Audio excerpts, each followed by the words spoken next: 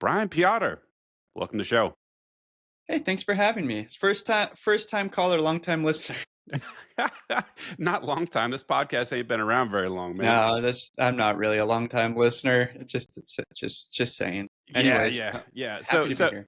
Yeah, dude, really happy you're here. And some people might groan, it's like, God, you got another libertarian on? Fuck you. It's my show. I'm gonna do what I want. So, anyway, for those who are not aware of you and your work and what you're about, why don't you give a quick intro? Well, first and foremost, I'm a father of four, and I feel like my politics align with the founders of this country.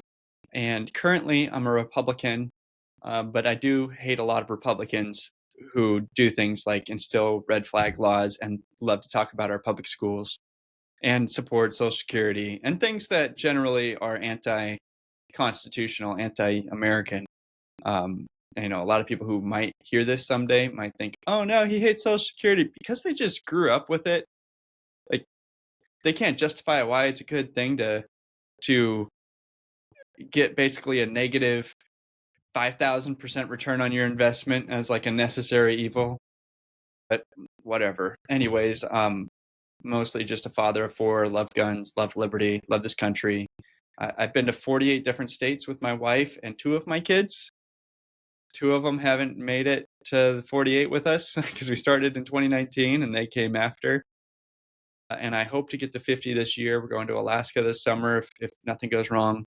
And then North Dakota, there's a club called Best for Last Club. You can Google it, and it's Fargo, North Dakota. You sign a book and get a T-shirt. And if we do that this summer, my 5-year-old will hopefully be, if we get Nebraska for her to, she'll be the youngest person in the record books for her to join the club. But Wow, wow. Congrats, I man. Like I I think think we there's I think we got here today because I described myself as an ANCAP, and you that triggered you to it talk to it me. it didn't trigger me, but I definitely was curious because I've been watching you and I didn't it didn't align. I was like, I was confused, right? Like, and then the more I've looked into you, I'm kind of like, oh, this guy's got a different perspective. And I don't like to jump to conclusions. I don't like to prejudge people, particularly the liberty movement, right? Because it's so broad and there's so many different ways people view liberty conceptually and practically or from a strategic perspective if they're in politics, if they're outside of politics, right? So it's a big tent and I'm very inclusive. I'm not one of these libertarians that likes to fight with everybody. I got my opinions. I'll state my opinions, but I'm like everybody's welcome, man. Like I don't care who you are. If you claim that you're aligned with liberty in some way, like you're on that continuum, and you're welcome. And I'm happy to have good faith conversations with people. So really curious because like when I look at you, it seems to me like, and I'm an old dude, like you look like a Republican from like 20, 25 years ago. Yeah. Like a limited government, constitutional conservative type of thing that they don't really exist anymore. We've all turned into, or that whole group has turned into Well, like, authoritarian leftists. the Uh, main problem is when politicians say that kind of stuff, they're mostly lying. yeah, Like, so I think that the ideal form of government is no government, just like the ideal level of crime is no crime. So it doesn't mean that I think that we can have it, but I think that that is what we should work towards, right? Like, what's the minimum?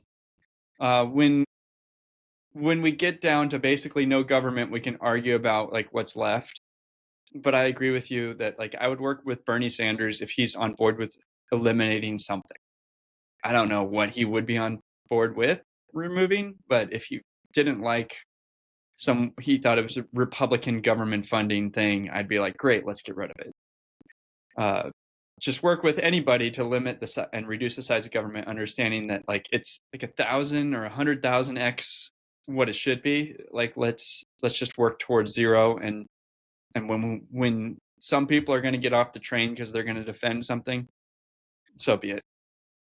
yeah, yeah. And I kind of take that same approach too, although God, maybe I'm a little bit more extreme than you, right? Because I'm like, because I come at it from an ethical standpoint, right? Like it's the non-aggression principle. It's absolutely unethical to initiate violence against somebody who's acting peacefully, right? And for me, that's like a no-go zone. And so for me, like you can't have a government, right? And I'm also a big believer that you can't have limited government either, for the same reasons you can't have limited cancer. I think you can start as small as you want, but it's going to metastasize. And I think our Yeah, government, absolutely. our founders had this, naive view that you could wield the ring of power, and only if we do it and if we keep it real small, everything's gonna be fine. But once you sort of accept culturally and politically this view that, yeah, it's okay, this special group of people, they're not like regular humans. Politicians are actually better than humans, and they get additional rights that the citizens don't have. Once you accept that principle, no matter how small it is, right? There's a special class of people that gets to murder other people. I don't see any way to constrain that. So to me, like, I think limited government is an absolute fallacy.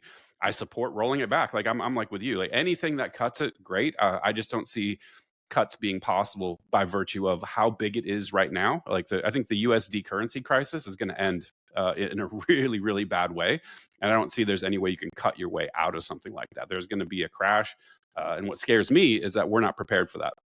There's no concept of what would come after if our government fails. Yeah, so you start with the premise that it's all bad, and we would like to get back to, like, let's fight the bad thing. Uh, some people are in the let it burn and let it fail, and we'll build from the ashes. But I think that the examples in history of the rebuilding from the ashes actually being better and less totalitarian are few, and that I don't really want to take that chance with my kids and my grandkids that it turns out better, like basically rolling the dice and you have to get like a Yahtzee. So I'd prefer to try to fight the system, break it down, disassemble it, maybe balkanize, try to do everything peacefully, but without going into, uh, you know, and ending up with an authoritarian state, right? I don't want to reset. I don't want to hit the reset button because I feel like 9 times out of 10 it's going to be a more authoritarian state when you do that. That was my point, right? Like I think the collapse is coming. I'm a pretty damn good at math, and the math ain't mathing with the national debt and the U.S. dollar. There's going to be a currency crisis. There's going to be a default, and who knows what's going to happen after that? It could be complete chaos with the USD being reserve currency of the world. It could go very, very badly, and I don't think Americans are ready for that, right? I think COVID showed us that, right? Like, anytime there's any sort of bad thing that happens in the world, they immediately dump their rights on the ground, say, please, government, take care of me. And we got these, the whole citizenry is the founders call that, like, you need to have like a really Well, good, solid yes. citizenry. And we don't have that. We've got For all weak. the, I mean, for all the doomerism of all the things that people did wrong, there was also like the few Americans stopped the authoritarian globalist take over the world. Like, just a few of us who refused to put on the mask, refused to take a shot, and fought back. Like, we stopped the wave. The tsunami of globalism came to like a peak. It topped out, and then we've been on a pendulum back ever since. I'm gonna say mid 2021. It was like the high water mark of totalitarianism, and we've been on a pendulum the other direction right now. And I hope that we can push that pendulum as far as possible. Right? We have Doge going in and firing tons of people. We have uh, the leadership of all these different agencies basically being those agencies' enemies a year ago, right? RFK Jr. was the enemy of those agencies, and now he's leading it. And even though he's stayed us on lots of things, and he just wants to like reform, like, it's still, the pendulum's moving the right way. Like, this is a good thing for everybody. So I'm excited about this year, and I hope that the the deep state doesn't, stop all the momentum and prevent us from really reforming stuff. I kind of get where you're going, but I got a couple of points where I disagree. And so I don't. And by the way, there were very brave people during the pandemic. There, Mary Bowden. You can list people that push back, but they were few and far between. In a country of 340 million people, it was a tiny fraction, a tiny handful. And I don't think there was ever a tide that turned. I think the big pharma companies got their bag. Everybody got forced to take the shot, and the pandemic sort of resolved on its own, as it would have if we would have just done nothing, if we had not intervened. Like, it would have burned through, we would have had natural immunity, would have moved on with our lives. But the rich got richer, the poor got poorer. We had a massive inflation crisis caused by Donald Trump. And it just sort of took its course. It wasn't this heroic thing. There was a few, but man, I don't think it's appropriate to categorize America as like, we really took a stand at some point. No, people just completely took it. I was in the middle of it. I watched all of it. I was the one that was like jumping up and down and screaming, and everyone was yelling at me that I'm trying to kill grandma and I don't really know what I'm talking about. When things get scary, and I saw this after 9/11 too. I promise you, Americans are like, take all of my rights. I don't care. Patriot Act, yep. TSA, yep. Whatever. George Bush, take care of me. And that's what happened during the pandemic. And in retrospect, there's a lot of people that talk a lot of shit, but they mostly were taking it during COVID too. Like that's the way I see it. So that said, I'm totally vibing with what you're saying, like getting Cash Patel and RFK. Like, yeah, that's the pendulum swinging the other way, at least in principle. I'm skeptical, and history will show whether I'm right or wrong. I'm skeptical these people are going to change anything. I've seen what government does, and I've seen that there are forces that control things in the background. And you look at RFK. Like I had a lot of hope that he might push back on some of this stuff. And what's the first thing he does? Talks about everybody take your MMR shot, and the greatest threat to public health is anti-Semitism. Yeah. And I'm kind of like, and the whole world is like, dude, what is going on? And like like I said, I'm the old dude and I've seen this game before, and so I'm probably more cynical than most. But I called it, man. I'm like, I said, like, he's not coming after the COVID shots. He's not going to try to do anything there. He's going to get co-opted by the system, and I think that's not necessarily an editorial on the character of some of these people. I think they had good intentions going in, but I just think it's the function of the machine. Like I said, that state apparatus. Once you're sucked into it, like there's not much of an ability to move. Maybe I'm wrong. What do you think? I'd say that we've already beat my expectations. My bar was set so low, right? The fact that we've done anything. Like everything that's happened so far is just so far beyond what is it? Battered wife syndrome. Yeah, Like yeah, right. I expect bad things to happen and to be disappointed, and then when anything positive happens, I'm just like over the moon. Like that's where it's just all about relative expectations, right? Uh, I That think might be fair. That might be fair, but sorry to interrupt. But like, you have to sort of look at it in a broader sense, right? I think we know that there's been some short-term victories, but I'm not seeing anything that's moving the needle materially. And I know, yeah, we had really low expectations. But it's hard to get excited about some of this stuff, especially knowing the way that the pendulum does tend to swing. I think you're going to see a lot of these cuts, and Doge doesn't have a lot of power. They have the ability to do some stuff, and yeah, great. I know, no shade on them, but like one of the concerns I had is like they don't write laws. Like Congress has the purse, like they're the ones that allocate funds, and yeah, you can cancel some contracts and you can do some things and you can fire some folks. Eventually, you're going to hire them back. They're going to spend Yeah, so more. I can't say that it's which way things are going to go. Like it's possible, Elon gets assassinated and everything comes to a stop. It's also possible that the deep state, like say Doge uncovers enough to put 5 to 10 congressmen in prison. Like the cultural narrative and the way that people think about Congress right now is already at 30% approval ratings or some tiny number.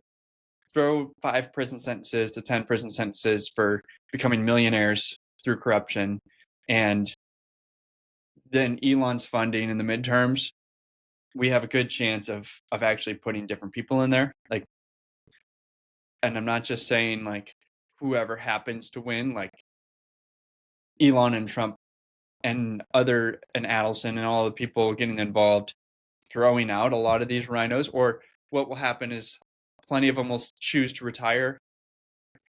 And then you could maybe have like if that scenario happened, you could actually start to pass legislation that change things. Right now we have a very narrow margin in Congress, and there's way more than enough retards with an R in front of their names to stop basically anything good from happening through Congress. Like Thomas Massey becomes a senator and Mitch McConnell's gone, and we flip 50 Republicans out of there with 50 new ones that are more likely to change things. Like there's a scenario where it's possible that things change. It's just not the current Congress, right? And I think that the next 2 years, if everyone lives through them, will be a learning process. Like Elon and Trump are at the beginning of a term, and they have to go through this learning curve of what they're going to deal with. And if they get a lot of uh, not actual victories, but like emotional victories, then the population can turn in their favor next election. And even if all they do, like, I'd say it's not likely right now, but if we got a voter ID law, or like libertarians don't like the word ID, like for any reason, a vote in person with paper and show identification law of some kind, we could flip a bunch of states. We could get to 63, 64 senators on the Republican side, and you have to overcome the ones that are like terrible people that are technically Republicans, and that margin is at least 10%. I'd say like at least 5 senators. That's funny because I'm like, in my view, that's every single one of them minus Thomas Well, Massey. yeah, everyone except Thomas Massey in the House for sure. Senate There's too. there might be people who are good on specific issues, and so I'll always be willing to talk. Like, Lauren Boebert might be good on some issue, but I don't know. Like, maybe it's guns. I don't know. Also, like, I'm very upset about Congress and guns. Republicans refuse to ever act on that. Like, when Dems get in control of Congress, they campaign on things, and then they do at least pass legislation that pretends to fulfill those promises.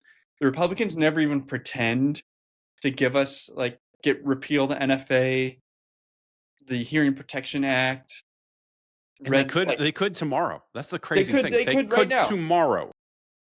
They could right now. Yeah, and Kash Patel is the new director of the ATF. He could start doing a lot of things in that position to make life better on gun owners, to give us our bump stock back, all sorts of fun things. 3D printing, give us Why rulings that doesn't say, he? Why isn't he? yeah, exactly. That's where I'm most disappointed in this area. Well, do you want me to float a hypothesis? They don't want to. Donald Trump hates guns. He is not a 2A advocate. He is one of the most authoritarian anti-gun presidents in our lifetime, until like Ronald Reagan, like going back that far. Like he's terrible on the Second Amendment issue, which always makes me laugh when I'm on like Palmetto State's website and I see like a Trump 45 themed Glock or something. I roll my eyes so hard I about go blind. It's terrible. And this is the issue I have with Trump, honestly, is that I think a lot of people he surrounded himself with have got decent instincts, but he's terrible. He doesn't know a damn thing about economics. He's a complete moron when it comes to macroeconomic issues, trade policy. He's a hard leftist on fiscal policy. He's terrible on everything. And I think that he interrupts people that would otherwise have good ideas and put good policies forward. I think he's so caught up in I'm the guy, I'm running the show. Anyone who has a counter opinion to him is like, sit down and shut up. I think that's dangerous. I think Trump is like a lightning rod for public opinion, though. Sure, for sure. So if we get public opinion in the right direction on any issue, Trump is going to go along with it. I don't think so. Like, here's why. When like, he think was about his vaccine. Like he thought it was a great idea, and then public opinion turned, and then he turned. No, he didn't turn. Oh, no. Well, yeah, he stopped talking about it on the campaign trail. Matter of fact, he alluded to it a couple of times, and he said, my vaccine's still the greatest thing in the world, but, I can't talk. He even said, my base doesn't want me to talk about it, so I'm not going to talk about it. That means behind closed doors in private, when he's drafting policy, he thinks it's the greatest thing in the world. And we've had these leaks starting to come out. Remember Larry Ellison showed up at the White House. Now we're talking about AI, mRNA vaccines for cancer and everything and he was like, yeah, woo. He hasn't changed, man. And so I'm worried about behind closed doors when it comes to policy. I think he's a bad individual, like a bad actor on almost every issue. He's done some things that are right, sure. I mean, the stop clock is right twice a day, but ultimately, I think that his instincts are terrible. He's an idiot when it comes to foreign policy, even though he's better than Biden for sure. I mean, that's a low bar. Economic policy, fiscal policy, monetary policy, terrible. Terrible, terrible, terrible across the board. And that's what gives me a lot of pause with this administration. I'm just like, God, like, when you're thinking about like that, like he's brought an anti-state energy to the White House, and you can put any motivation you want behind it. Like maybe it's anti-Trump energy, but he's like, well, because you're against me, I'm against you. that's what I think it is. This is what I fear, is that a lot of this Let's ride that bull. him trying to burn the thing down is a consequence of them coming after him. So it's nothing more than an ego ploy. It's like, you came after me, and granted, they tried to shoot him and everything else. I'm going to burn you down, right? Like, it's not a That's the principled, energy I want in the White House, right? for sure, for So sure. so I'm totally behind Trump burning down the bureaucracy, right? He's unleashed Elon to go after people to some level, and for every one person that we fire is a victory. It So is. IRS is a great example of that one. Like the fact mhm. that they canceled the new hires, and I think they're cutting about half the staff. It's going to make it really hard for them to audit and do a bunch of other stuff. But um, That's a good halfway measure. it is a good halfway measure. I'm a little bit concerned though that he's very focused on creating an external revenue service, an ERS. Are you worried about that? If we're gonna compare evils, like different kinds of poison that you were gonna take, I would choose a tariff over an income tax, but I don't want both. And I think you're going to get both. And here's my case, right? So I think what you would see, and this is what scares me about them trying to kill the IRS, and I can't even believe I'm saying those words, is that if we move to a tariff-based system, it's a regressive tax against poor and middle-class people. Essentially, you're shifting the burden, as whether it's fair or not. The rich are paying the majority of the income taxes. More than half of Americans pay zero income taxes, right? So they're getting off scot-free. Now you're shifting the burden to the lowest income earners, because everything that they purchase is going to be 3 times, 4 times more expensive. So you're taxing these people, and then what that's going to do is provide fodder for, all the bleeding heart types they're going to have stories. They're going to, and they're legitimate. This is going to wreck a lot of people who are barely hanging on today. And at that point, they're gonna be like, fuck this. We need a graduated income tax again. And guess what? You're gonna get the ERS and you're gonna get the IRS. You're gonna be like Europe with a VAT tax plus an income tax. We're gonna be hyper taxed for eternity. I'd say there's a low probability of that scenario happening, though. At this point, we're not getting rid of the IRS, and we're not getting rid of the income tax. Uh, I hope you're right. I can't even believe I'm saying that. Congress is planning to move forward with basically status quo. So whatever Trump wants to say, the current Congress is basically not changing anything.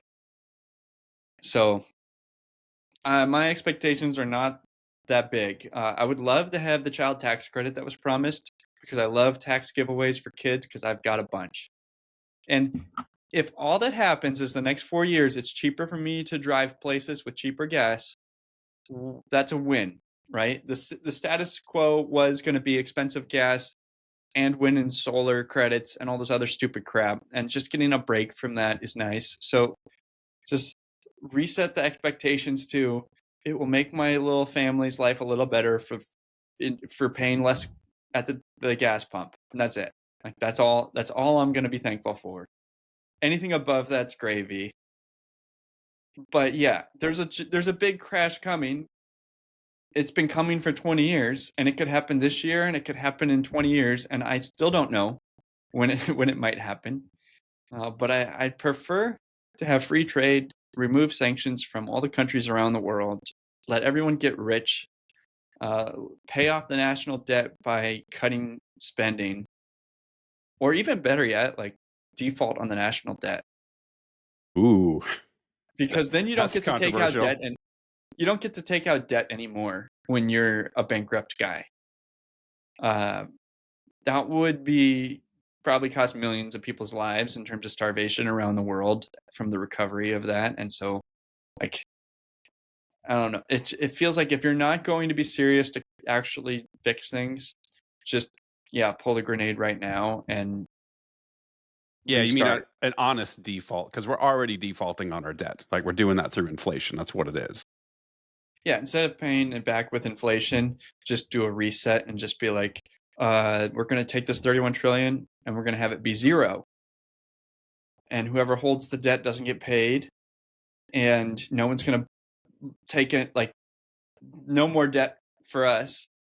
And you kind of be forced to have a balanced budget from there on out because no one's going to give you the money you need, or you're going to have to print it from day one. Like, it's Yeah. going to have to be all monetized with printing, right? So either turn into an honest nation or Zimbabwe from there. Though, like, basically everybody's got U.S. Treasury bills, so we'd be hurting basically everybody around the world, foreign governments, internal citizens, everyone. Yeah, I think it would be us the worst though, right? Because that would be the end of the petrodollar. We wouldn't be able to export our inflation anymore. Like all of that, all those chickens would come home to roost, and our standard of living in the United States would be drastically reduced. We'd be poorer than Europe. It would be a major reset. It would be terrible. But the alternative, if we're going to just spend our way out of it, is we all get poor anyways, right? So I'd prefer that we just balance the budget and pay off our debt and recover. But it seems very difficult to unlikely to I don't think it's impossible. mathematically possible. I really don't. Like I've Oh, looked it at the is math on possible. this. It is How? totally Draw me a possible. picture. Yeah, Social Security, Medicare, Medicaid goes to zero. Military spending gets cut by 2/3. These are all the untouchable third rails, but we bring in so much money that you can do it. Like, it's not a problem. Like, I guess realistically, because no one's going to do that. Like no one wants to no one's touch gonna do it. Medicare. No one's going to touch Social No, I Security, mean, and you definitely no could one's even touching put it military on like spending. 100. You could put on like 100-year time frame and just run like a 10% surplus and keep some of those things. Like, you just adjust Social Security benefits to start at 75 or 80, and you tweak everything to make it easy, or you could make it hard. But we bring in a lot of money. We have the money to do this. The interest payments on the debt are like 20%, I think.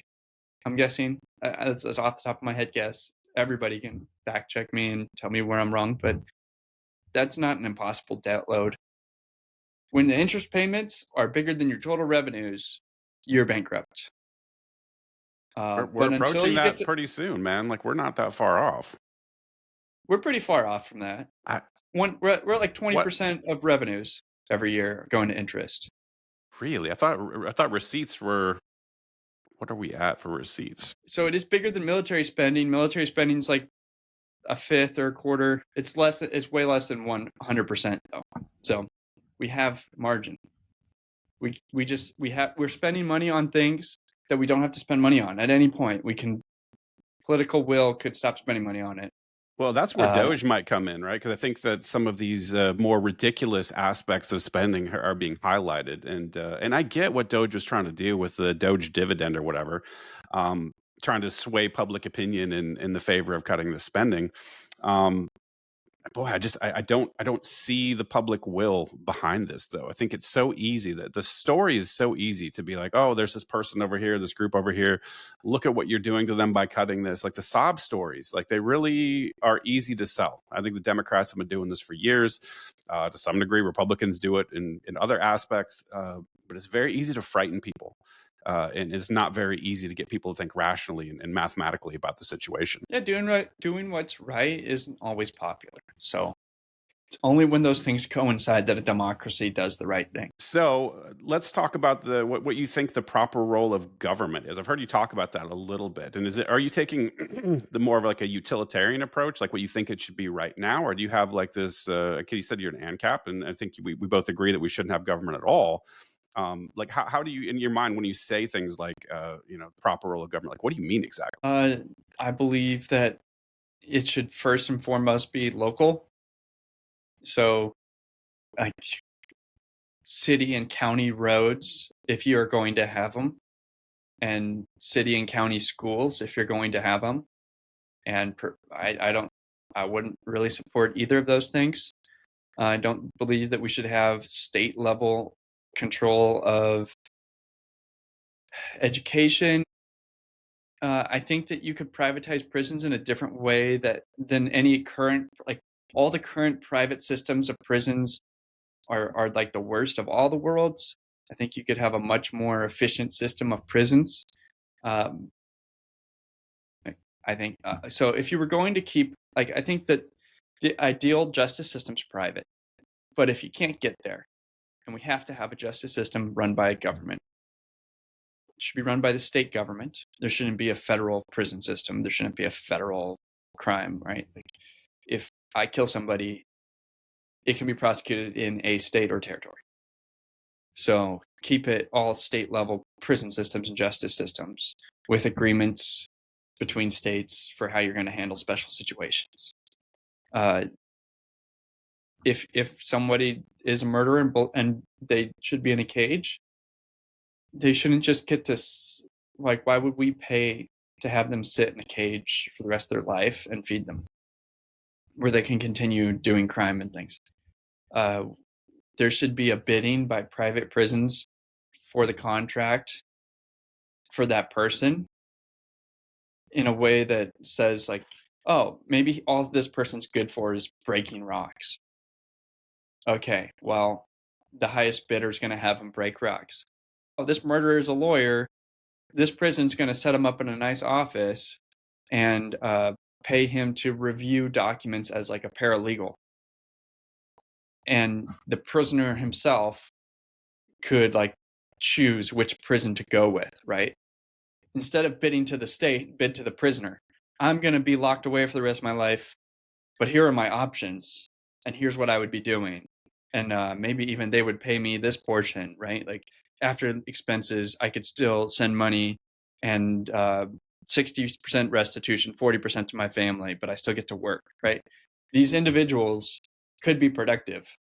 And if you incentivize the individual who belongs in prison, they could choose where they go and make their own choices that also benefit society. And therefore, like, no group has to, no public tax system has to pay for them to sit in a box.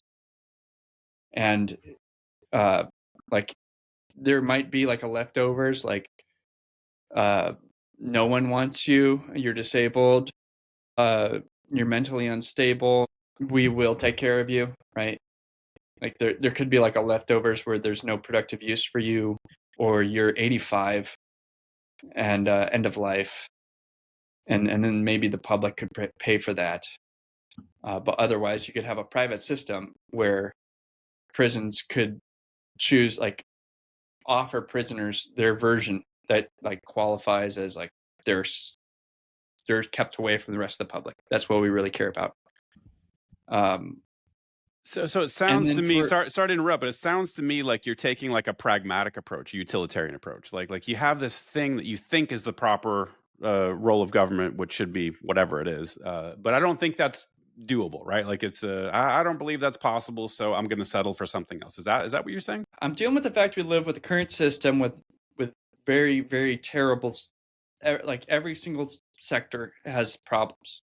You know, like the BMV or DMV is a retarded organization that burns money for no benefit to society. Easy to get rid. Like I say, get rid of it, right? If somebody's committing a crime or they get in an accident or something, you can prosecute them. You don't need to have a licensure system, right? And justice system, slow, expensive, terrible. It needs to be improved upon. Ideally, a private system would replace it and be better. But the pragmatic approach comes from the fact that we live within an existing system, and if we want to improve our lives, we have to organize again around a certain vector on a certain item and try to move that item. And if there was like the Freedom Organization that had $10 billion, we could prioritize what we wanted to change and who was going to work on it and start moving. Like, it's like fighting the behemoth is hard. So what you can do as an individual without all that money in a large organization is focus on who your local politicians are and either run for office or support the people running for office in the smallest races to have the largest return on investment of your time and money. Congress is like Hollywood. You can't really have an effect on it unless you have built up either an organization or have funding. That doesn't mean you shouldn't help them out. And by working for somebody who's running for Congress, you kind of make friends and make a network of other people who are running for other things. And that's a great way to get plugged in, right? It's like the big network to join when someone's running for office helps you find your way into the other networks of who's good on this issue, who's good on that issue. But when you get your property taxes, if there is a process to challenge them, go take time out of your day, take a day off work, and go challenge them. Right? Fight the system on every level, on the individual level that you can possibly support in your daily life. And if enough people do that, you can at least impede the progress of the behemoth, if not like make small victories. Yeah, and I completely support anyone anywhere who's doing anything whatsoever to try to beat back the behemoth, as you called it. What I'm concerned with, though, is that, and this is something I've mentioned a lot on my show, is that Americans hate freedom. And until we solve that problem, I don't think any strategy is going to work. Do you agree Well, or disagree? Like, well, we are heading into an unknown of the future where American colleges are going to die. I don't know how much, like 80%, is it 50%? But we're heading towards an obvious glyph where AI tutors and AI options will offer better educations at virtually nothing. And when you compare a good education for nothing against $150,000 in debt for something that's worthless, pretty much everybody's going to learn that the right decision is to not go to college. So the current system of taking out mountains of debt, I don't know when it's going to end and how it's going to end, but it feels like it's within a decade. Like with the current state of AI and the speed that it's moving and the current expense of college, it feels like, okay, this is coming to an end somehow, and it's going to be messy, right? There might still be Harvard and Stanford and Yale and like the rich kids schools where if you go there, you're set up for life. I don't know, like the future state of everything. But what that means for all of us is that the brainwashing and the, what's it called when you keep an adult a child for 4 extra years of their life? Uh, Whatever that is, like the fact that that's less of that is going to happen in our society means that grown-up adults will be growing up faster and being more productive to our society, and their perspective on supporting the educational system, both pre-K through 12 and college, that will all shift because they will have done something new and different.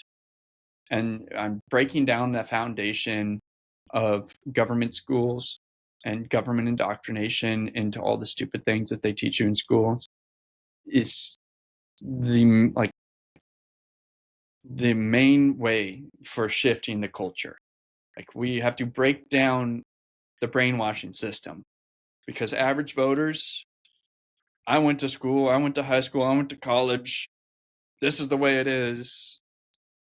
Like watch TV and the way that I feel about this party is the way I vote. Like all of that dies when they went to an AI online school, learned a skill, got a job at 19, and they're making money. And we can move there. I think that's possible. yeah, then you get the question arises: who trains the AI models that are educating people, right? That I think we all know the propagandization is a tool. That's why But public it's gonna be skill based. maybe. You're gonna purchase educations on skill based objectives, right? I think that the majority of 18-year-olds will choose. I want like just like I watch these TikTok videos like, oh, I want to go into this profession. I go to this school and learn these skills. Now, if the government gets involved and mandates that they still have stupid education, they might like that might I Rent hope it won't. seeking's a thing, man. Rent seeking is a durable Yeah. problem, man. Like whether it gets, licensure, for example, there's licensing requirements for arranging flowers.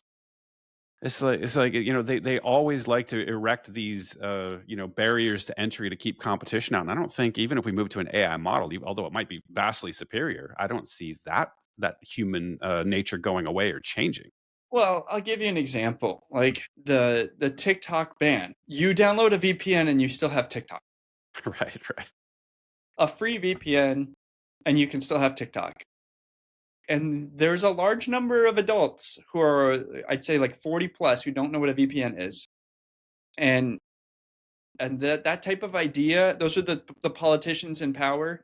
They're going to have stupid ideas like that for AI colleges, and the solutions around them will be simple, right? And AI will, and people will move so fast that they'll just move around these problems, and it'll take years and years and years for them to catch up. Because a boomer will be like, I passed a bill that banned that. And the 18-year-old will be like, I got a VPN, switched my address to the UK, and then I took the course. It just won't matter. Unless you put in the Great Firewall of China, which isn't even perfect, but unless you put in that authoritarian state, the internet is the whole world. And with Starlink, you can't even do anything on the ground in the US. You just go straight to space, and then I can connect to the whole world. So we can fight back the Well, tyranny by the sort fact that of, it's right? Like, yes, bureaucratic. you're correct, except for the fact that there's always an ingress point to the internet. This is actually my area of expertise here. It's like kind of like what they did with Bitcoin, right? It's like, yeah, cool, decentralized peer-to-peer cash, and then whoops, until you have to actually exchange it for something, then we'll capture you at the Bitcoin exchanges.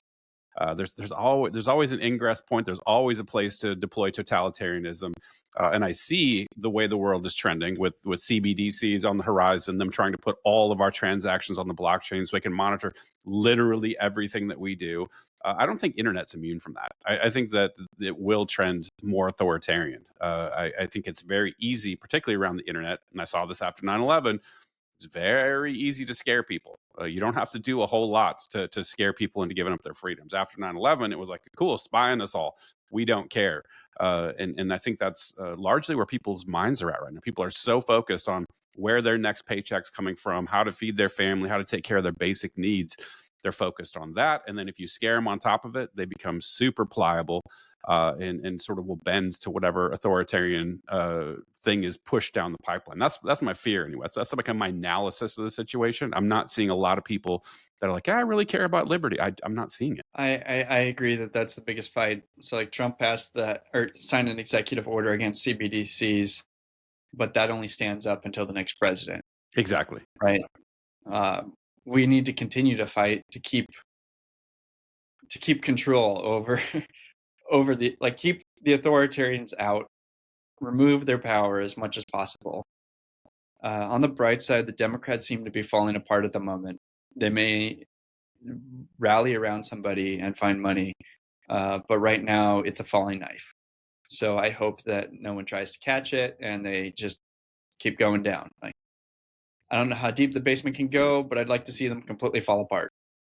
They're not going to. I'm going to give you a spoiler alert. I've been watching this a long time. Like there's always these ebbs and flows with who's on top and who's on. Like this has happened in perpetuity through history.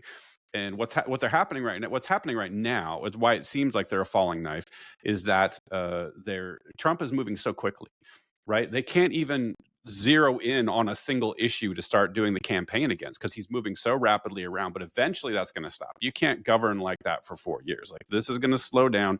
And then what's going to happen is because you and I know government sucks and everything they touch turns to shit. There's going to be a whole bunch of legitimate things to point at. That like you're fucking this up, this, that, and the other thing, because every administration has it, and then they're going to rally around that, and then they're gonna get people in their corner, and like it's gonna swing the other way. Like this is like you call that like you just switch administration. If it's as easy to sign an executive order, they'll just overturn it the next time around. Like there's not there's nothing durable about that. There's nothing legislative about that. something that's pretty easy to overturn. So I do I will caution people, like, it's not going to be Democrats going down forever. Like, they're going to regroup and they're going to come back, and it's probably going to be the pendulum's going to swing back the way it's Oh, swinging this right, way. but It's I mean, FDR was in office for 4 terms, and then Truman followed him up. So it's 20 years. I think that I'd be happy with 12. So you're not going to get 12. I think we can. I think that if the game's played well, that we just win more and more support. We have a peak in 6 years, and then we slowly, wane down from there. But I mean, the Dems made it for 20 years straight with no Republican administration, and then the Republicans had to grab Eisenhower, who wasn't even really a Republican. He could have run as a Democrat. World War II victory general, who everyone loved, and it is the first time that Republicans could claim victory in decades. So the reverse of that's possible. If and I hope that we don't have a Great Depression and a World War III, but we are in a similar type of event, right? Like I think the cultural shift is so great that it matches the change in direction that the country took back in the early or the late like 1930s, Well, I hope you're and that right. was a shift towards socialism. Yeah, I hope that you're right. I'm just a little bit nervous about a couple of things. Number one, I think the midterms are this time around are going to be supremely important. I think what happens in the next couple of years is really important. I think there's a recession really close right now. I think we're long overdue. I think we all know that the books have been cooked. The BLS statistics are nonsense. They're always being revised down. An honest accounting of the economy right now is it's not looking good. You look at Warren Buffett, most successful investor of all time. He's hoarding cash. He has almost no exposure to equities right now. He's just sitting on a giant pile of hundreds of billions of dollars of cash, waiting for this thing to crash. And when it does, I know Donald Trump's first instinct is going to be turn on the money printer, stimulus. This is the greatest economy ever, and I think it's going to be there's going to be a lot of pain involved with this one. I don't think you can print your way out of this one. We're already in a hyperinflationary environment, and it's going to make it a whole lot worse. And there's a lot of people that are already, like I said, barely clinging on that bottom rung of society, going to get kicked off. Man, it's going to be rough. Yeah, I feel like, well, first of all, I'm moving to Kentucky. I'll be neighbors. I Cool. Yeah, I'm moving to Louisville area, and I look forward to working on the Thomas Massey campaign for Hell yeah. 2026. I will do anything I can to fight that Israeli lobby that's trying to stop him. I want to see him in the Senate. I hope that he can. Paul Massey as a Senate pair, we'd be the best state in the Not bad. country. No complaints if we can get that done. There's a silver lining. But yeah, I don't know the future, and if it crashes, like crashes can happen. In 2000, there was a tech boom and a tech crash, Yep. but Dot it was com bubble. all local. It was all local to the industry and the Bay Area. People weren't losing their houses in New Mexico, like what I'm trying to say. And we currently have an AI boom, but you have to guess, like, where are we in the boom? Where is the crash? What is the fallout? I think that homes aren't going to crash from a giant financial crisis like 2008. That doesn't mean they can't crash for some other reason. Just pure interest rates, loss of demand, like lots of other reasons could crash a home market. But if you're talking about like the impetus for a crash, could it be a World War III? Yeah, that's possible, right? There's nuclear powers are fighting in Ukraine. Could it be from a tech boom crashing? Yeah, there's a current boom going on right now. So I'll admit that it's possible this year, but I won't bet the farm on when it's happening, right? I suggest that everyone have 10% of their investments in gold, because gold has been valuable since man started writing, at the very least. So it won't go out of fashion forever. And it's done well these last few years, which the last few times it's done well has corresponded to crashes. Mm-hmm. So Yeah, Yeah, no, I'm a hard money guy too, man. Like I'm an Austrian economist, so I'm all about that. Great advice for anybody. I don't think your and crypto is always going to perform the way it's been performing, particularly in a downturn. also guns and ammo. Hell Uh, yeah. get common ammo, like have calibers that are like 9 mm, 5.56, 30-06, uh, that you're going to be able to find. Stack ammo like gold, and if anything goes south, you'll be okay. And then I guess make sure that you have a way to have water. Pretend that the city turned off their water forever. Make sure that you could have water because you will die if you can't figure out that problem. Kind of important. Yeah. Yeah.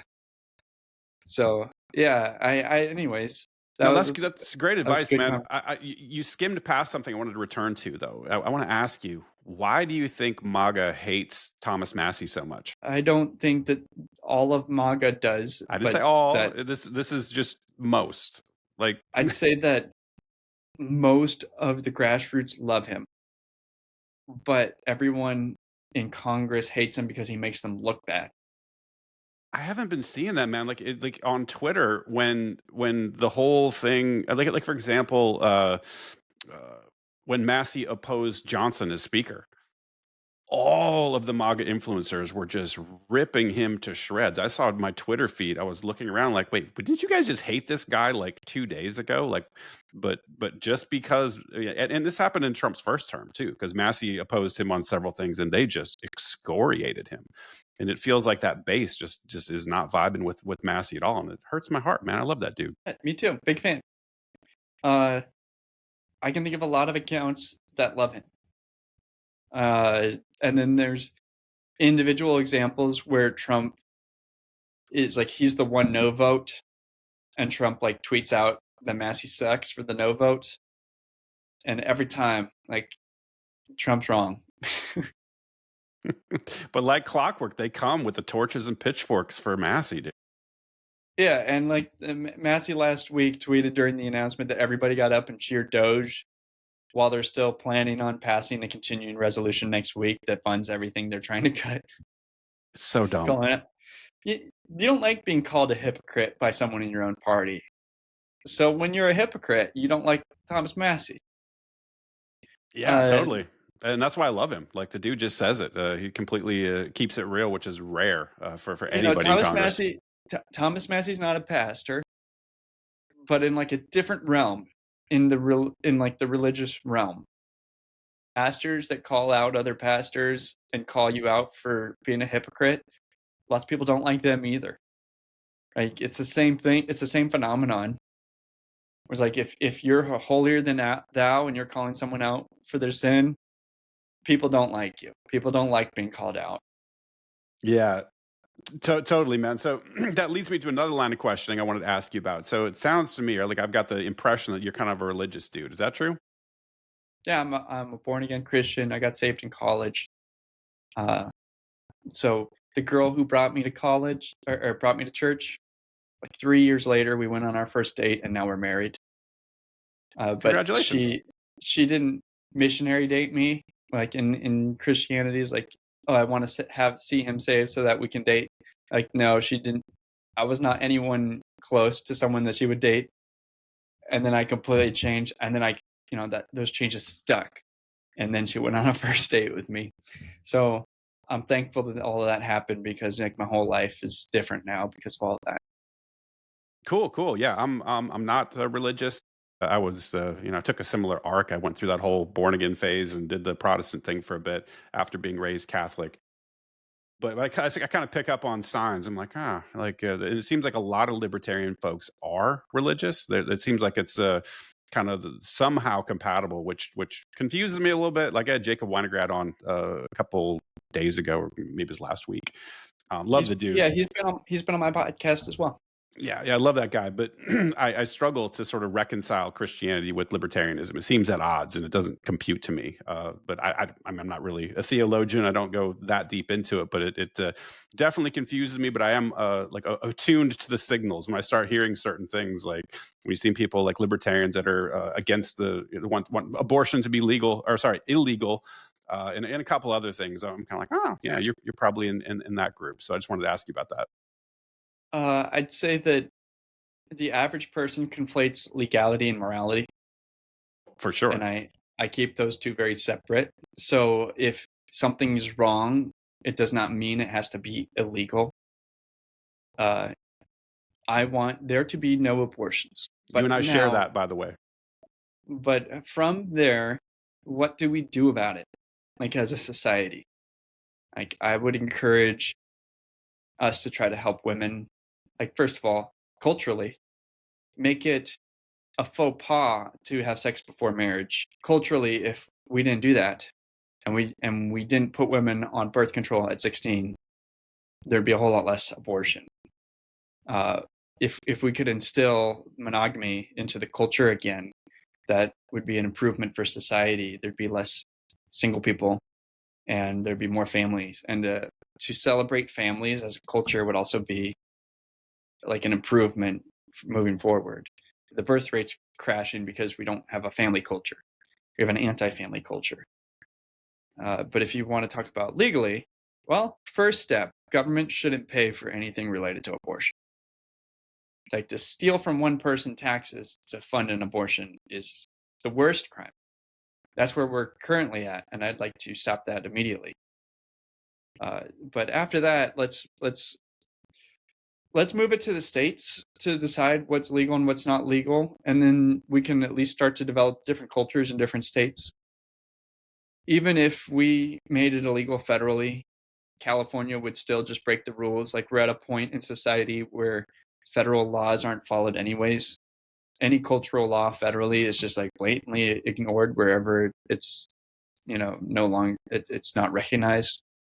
Even immigration laws and marijuana laws, they're all just federally ignored. So let's give up on this federal system of enforcing any kind of laws, basically. Like, let's protect the border and have an army of some minimal size and maybe some nuclear submarines. That's about all the federal government should do. Interesting. Uh, A but couple. yeah, Sorry to interrupt. A couple of things there. I wanted to sort of go back to because I'm ADD and I'll totally forget. Is I agree with you. Right. Even being an atheist, like I think that one of the things that people have lost is that conflation between morality and legality, and also maybe from a utilitarian perspective. You're just looking at outcomes. Like not being sexually promiscuous probably good for you psychologically and as a culture, right? There's things that I think have gone out of vogue because there was I think the United States went through this revolution like the 70s and 80s where that stuff was viewed as corny and out of date, and we're updating our sexual mores, and we're opening the door to all this stuff, and it's like, dude, like there's nothing new under the sun. Like all this stuff has been tried over and over and over again. There's a reason a lot of these, cultural, not prohibitions, but you know what I'm saying? Like looking down on something, or culture enforcement, right? Like some sort of societal enforcement, shunning, and whatever those pressures look like socially. Like those have some utility, and I think we're unwise to just sort of throw everything to the wind and be like, do what you want, everybody, just make yourself complete hedonism. I think it really is a rot and a decay for society. So I at least, completely vibe with people like that. I just don't like the government enforcing it. I think like society could do more to generate better people. Don't know how we get there because it feels like we have this like giant schism between people. We just on one side, people like super trad con, and we're trying to go that way, and the other people are like, we're going to be the craziest blue haired, polyamorous, 7-person group, and trying to go that route, and like that's not going to work. yeah, I say we do the parallel cultures and we just see how it plays out. Yeah, I'm gonna have my wife and 4 kids and chickens, and uh, they're gonna play in nature, and this other society of like really weird stuff can do what they want, and then we'll just wait 30 years. We'll see what happens in 30 years. As long as we don't import the third world during the same time, we'll have a true experiment. So I hope that we can keep the third world out, just because it's cheap labor does not mean that that's good for the culture and the society. Uh, the American values of personal freedom and responsibility are not shared around the world. So if you bring in anyone who does not share those values, or above a certain rate where they can learn to matriculate into those values, then you will lose them. I think that's what the biggest risk is. That's a tough one, man, because I always have a difficult time saying like, look, I'm ready to murder this person because they're moving. Like that's a tough one, but I get the point that you can't have simultaneously like a welfare state, for example, and open borders. Like those two things, they just can't coexist. So I like you from a utilitarian perspective, I understand why. But ultimately, I like the experimental thing, right? Like I don't like national borders. I would love to see communities spring up, and this group over here, they go their way, another group tries something out, and you will see naturally which one succeeds and which one fails. And typically, cultures like to propagate the successful. And this is just basic evolution. Like things that are successful like to propagate, and other people imitate you because you're prosperous and you're healthy and everything is going well for you. I think that's the way you make change in the world. I just don't think it's at the barrel of a gun, like Mao said. I agree it's not at the barrel of the gun, but to your first point, we have public services and a welfare state Hmm. in the current setup. So if somebody's going to come in here and not support the freedom of speech or the right to bear arms, and they're going to vote against me and vote for the welfare state, that's bad for the country, for all of us. So if they're allowed to come in and they support all of our values and they're bringing a skill or capital that's useful, then that's a value add to the country. I'm all for it. I want to make it a filter to bring in people who are positive for us to hear, and not a drain. And if they're going to bring a hungry mouth and some rate of crime, that is a net negative for the country. And especially if they're going to vote to take away my rights, or their kids are going to vote to take away my rights. I get that view, man. Like I totally get that inclination, but it's always like the devil's in the details, man. It's like how do you know? Do you really trust the government to vet who's coming across and to choose to be able to make that determination? I don't trust them to do that.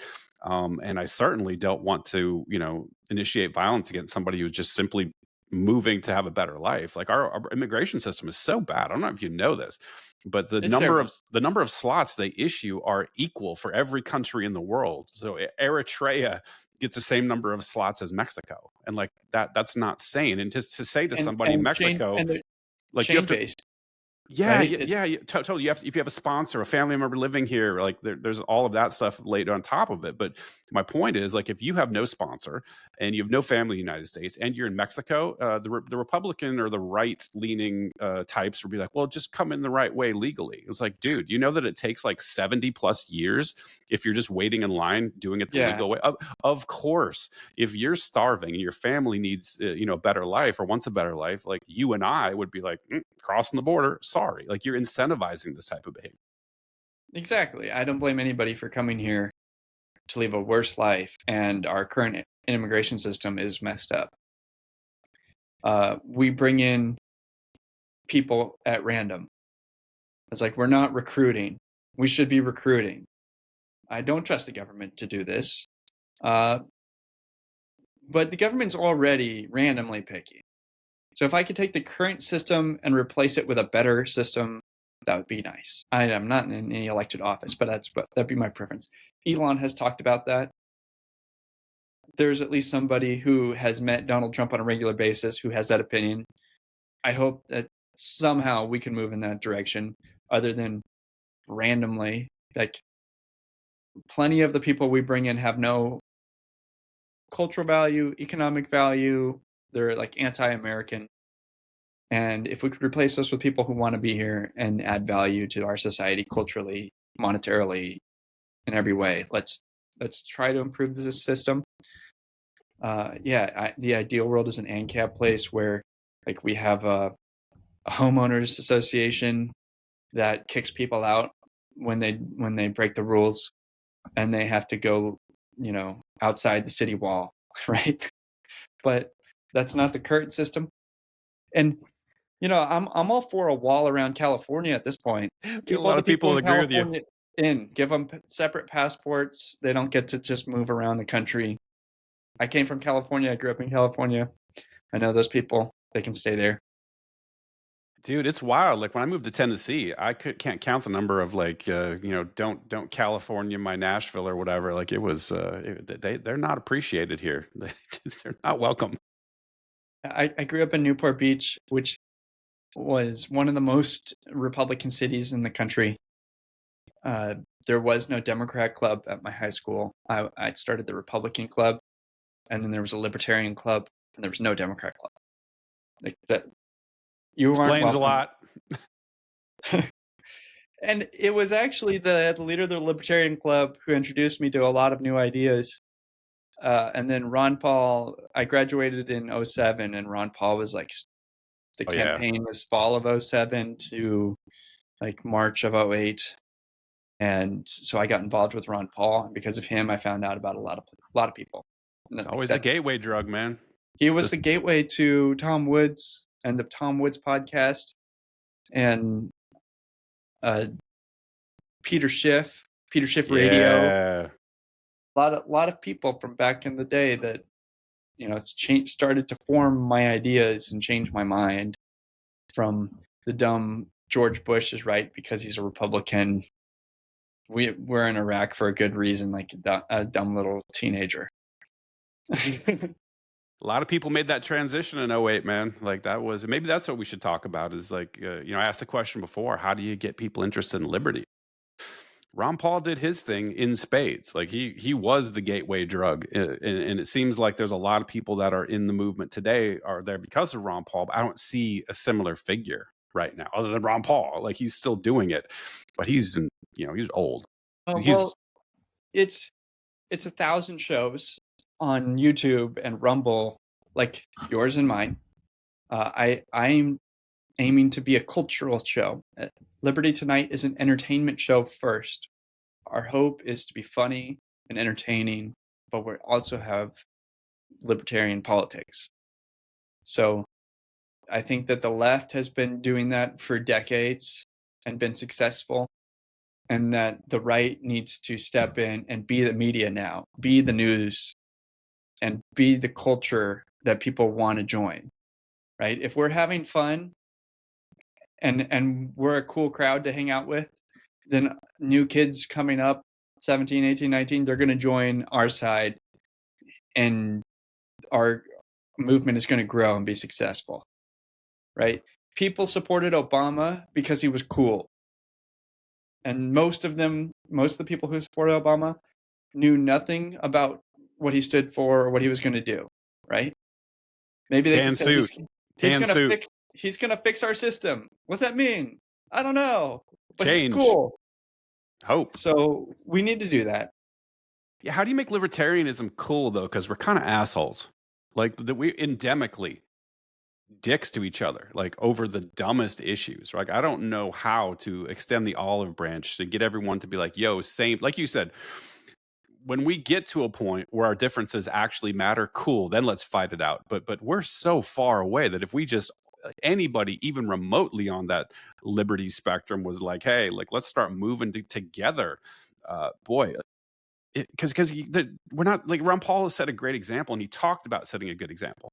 Like that's the best way to spread your ideas, by setting a great example, and we're setting a shitty example as a group.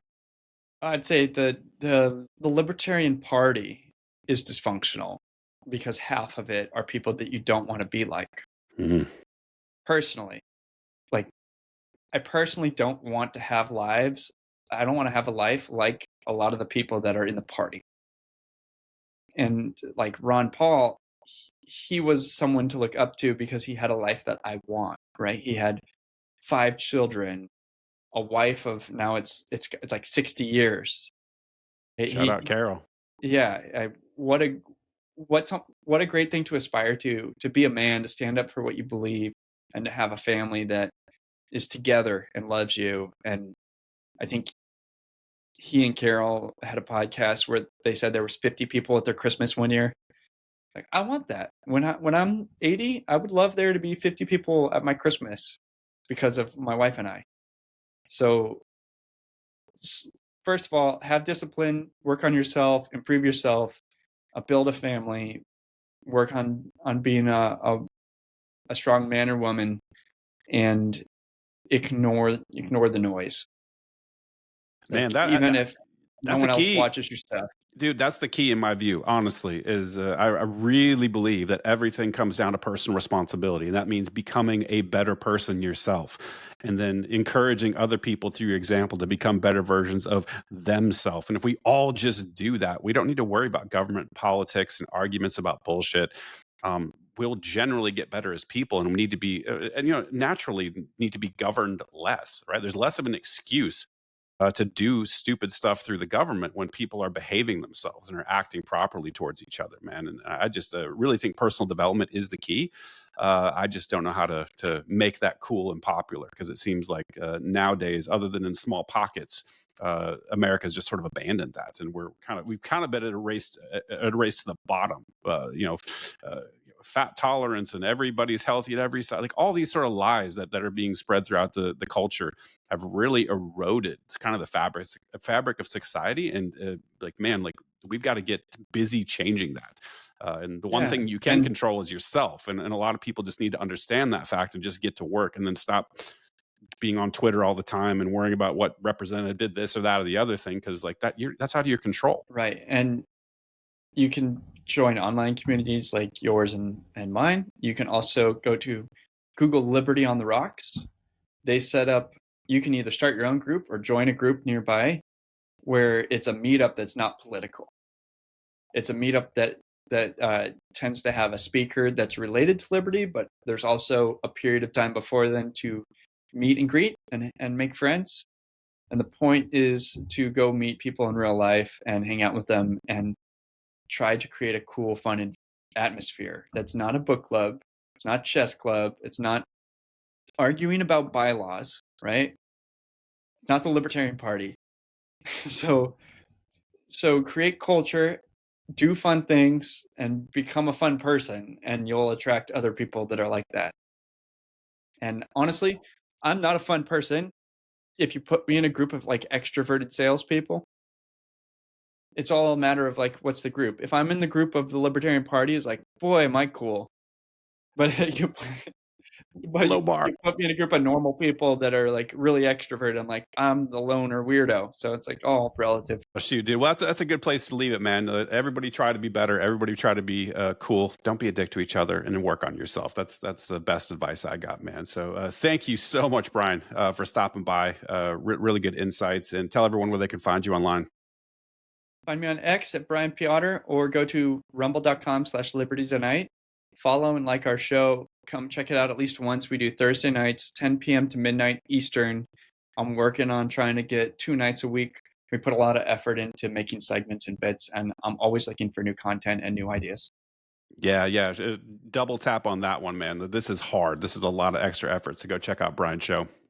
All right, man. Thanks for stopping by. Appreciate it. Thank you. Have a good one.